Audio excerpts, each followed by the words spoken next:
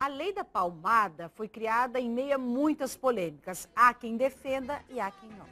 Por isso, nós convidamos mais uma vez o nosso bate-papo hoje, aliás, tem sido prometido há algumas semanas, né, Rosane? Convidamos e reforçamos o convite para a Rosane para falar para a gente sobre a lei da palmada, a visão dela como profissional da área de terapia de família e mostrar alguns prós e contras também, na tua visão. Boa noite, Magna. Boa noite a todos.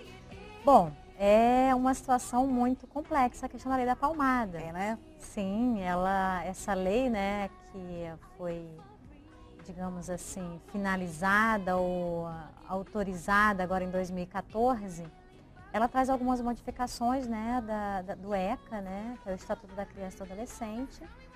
E essas modificações, elas, na verdade, não são tão significativas dentro do que já existia da condição dessa proteção à criança e ao adolescente. Né? Então, vai se falar muito da questão de castigos físicos e também do tratamento cruel ou também degradante em relação, né, à criança e adolescente. E é bom lembrar que surgiu também essa proposta baseada dentro daquele caso que aconteceu no Rio Grande do Sul, né, do menino Bernardo, que ele foi morto pelo pai e a madrasta. Uma situação chocante, trágica, enfim. A lei da palmada, então, ela é bem clara, essa questão de que pais, educadores não podem, de maneira nenhuma, causar nenhum tipo de lesão nas crianças ou nos adolescentes, né?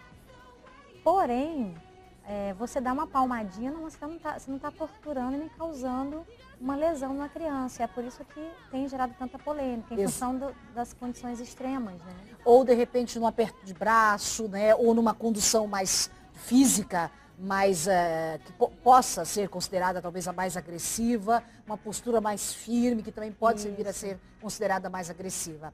É preciso limitar isso, é preciso ter uma delimitação entre as duas situações. Isso, assim, essa condição mais radical, eu acho difícil essa lei, de fato, ela é aquela lei que realmente ela consegue vingar, né? Consegue realmente pegar, né? Ter, assim, adesão. Até pelos casos que aconteceram, estão sendo mostrados com muita frequência na mídia. Né? Isso, e geralmente esses casos que acontecem na mídia, eles exigem realmente uma punição clara, uma atenção maior. Que isso, na verdade, que ainda bem não faz parte do nosso cotidiano, né? Não é uma coisa tão comum, mas o fato é que acontece e precisa realmente ser feito algo muito sério em cima desses responsáveis que acabam lesando e criando problemas de castigo físicos e traumas morais e questões mais... A violência psicológica também está muito em voga, né, para a gente discutir. Está. Só que, assim, a lei, ela não... A condição dos maus tratos, que é falado na lei, ela só trata da questão física, né? Na questão moral, ela não entra. Então, a gente pode pensar que existem, até certo ponto, muitas brechas ainda. E dentro daquela condição do educar, então, como educar os filhos? Tem até uma charge na internet muito legal, que é como se fosse um pediatra fazendo um parto, né? E esse médico fazendo um parto, aí ele faz a seguinte pergunta: bato ou não bato? Geralmente quando a criança vai nascer, dá aquela palmadinha. Que é para reação, né? Para a criança poder chorar, que aquilo vai ajudar também na questão da oxigenação, né? Dela poder, aquilo já dá uma reação orgânica para ela já colocar em movimento, de uma forma diferenciada, né? O funcionamento dos seus órgãos, né? Inclusive a sua respiração.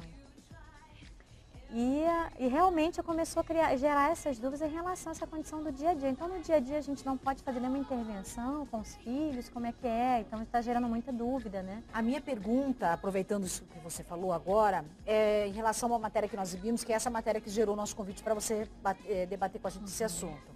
É de que esse tipo de intervenção, ela não educa. Ela, segundo a pesquisa, não traz resultados positivos, ao contrário, cria adultos não só às vezes temerosos, mas também insolentes, querendo se sobrepor àquela violência que foi, né? A reação dele.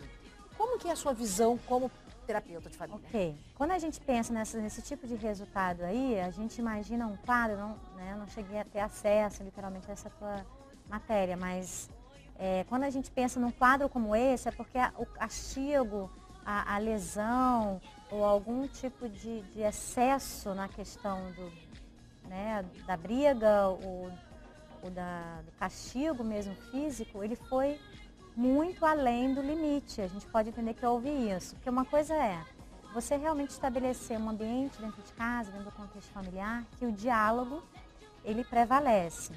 Porém, muitas vezes, os pais, né, ou a mãe, vai depender da configuração familiar, de qualquer forma, ela precisa, além do diálogo, ter momentos que ela precisa se impor, a questão da sua autoridade. Então, ela precisa, muitas vezes, falar firme. E isso não é tratamento cruel, nem está degrinindo a imagem de maneira alguma. Então, esse pai e essa mãe, eles precisam dar essa contenção para o filho, isso é necessário. E a contenção vai trabalhar a questão do limite. Então, isso é necessário. Então, muitas vezes, pode ser que em alguma situação é preciso dar uma palmada na bunda, entendeu? Então, isso são coisas que pode vir a acontecer. Agora, algo que não vá deixar marcas, né, na criança, que não vá machucar. Você não fazer isso em público, fez uma situação mais específica dentro de casa. Em caso extremo? Em caso extremo, não pode ser algo que seja uma medida costumeira, porque realmente se ela começar a ser uma medida costumeira, sempre vai ser aquilo lá, não vou fazer tal coisa porque eu vou apanhar. Então, às vezes a pessoa até prefere apanhar, mas ela continua fazendo só para fazer pirraça.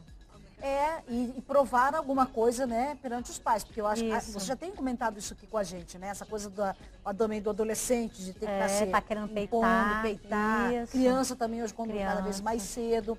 Nesse caso, uma palmada, já que você citou, que é onde propõe o nome a lei da palmada, essa palmada é uma reação também de um ser humano.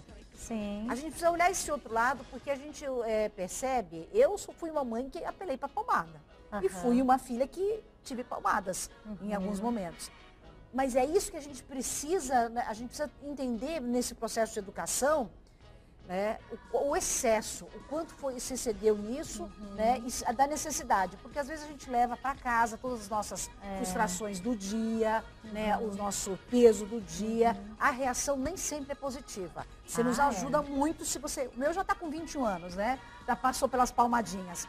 Mas você nos ajuda muito, ajuda os pais que estão naquele dilema da palmada, né?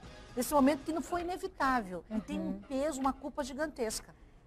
Primeiro que entrar no universo da culpa não é a melhor alternativa, porque a pessoa só vai cada vez mais entrar numa dinâmica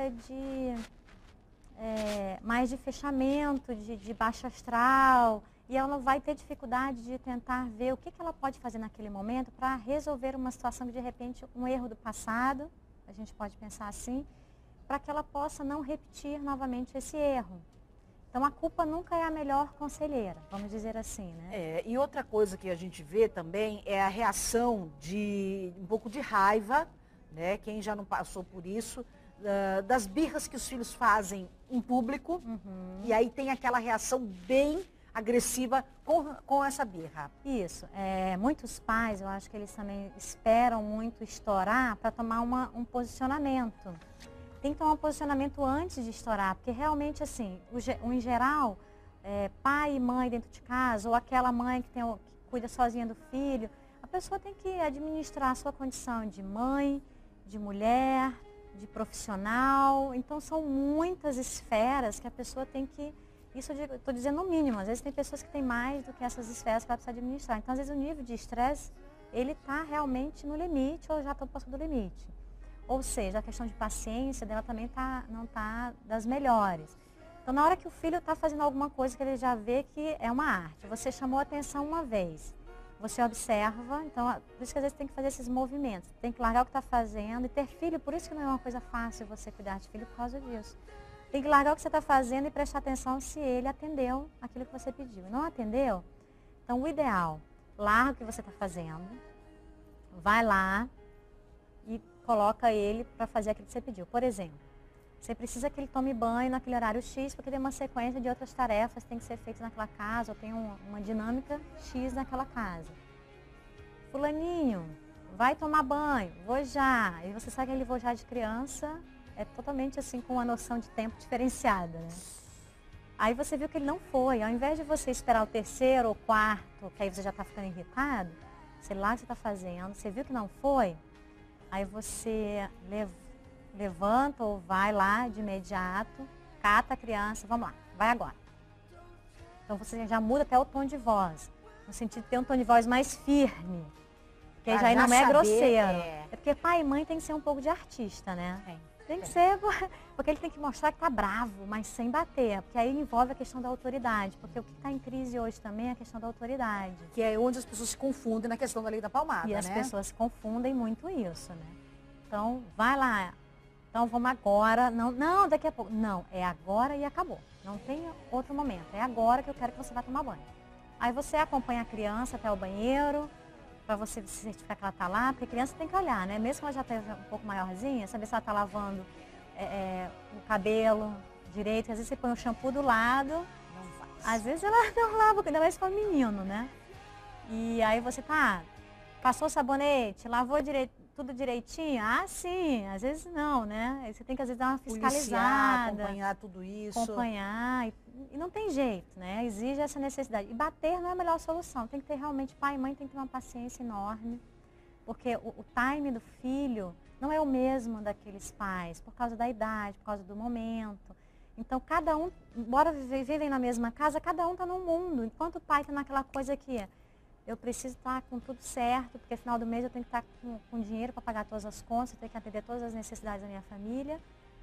O jovem, a criança não tem esse tipo de preocupação, é outro universo. É outro universo. Você falou, é crucial agora essa sua colocação de presença paterna e materna, porque eu acho que é ela que equilibra toda essa relação que não precisa culminar na violência. Isso. Né? No excesso. Não digo nem na violência, não é essa a questão. Né? Porque existem esses casos mais extremos, mas é no excesso. Quando me excedi na palmada, quando me excedi na verbalização, enfim, tudo isso acaba gerando situações. Você já escreveu algum artigo sobre esse tema? Não, mas até você sabe que eu também, eu sou da época da palmatória. Não fez? Tá na mão. Aí já judia, né? Eu acho que já judia, acho bem complicado.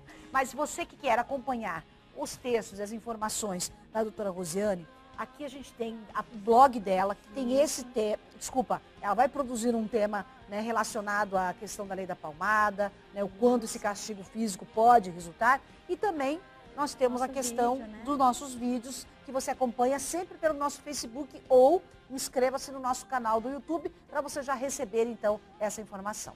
Rose, obrigada. Obrigada. Tá? Até semana que vem.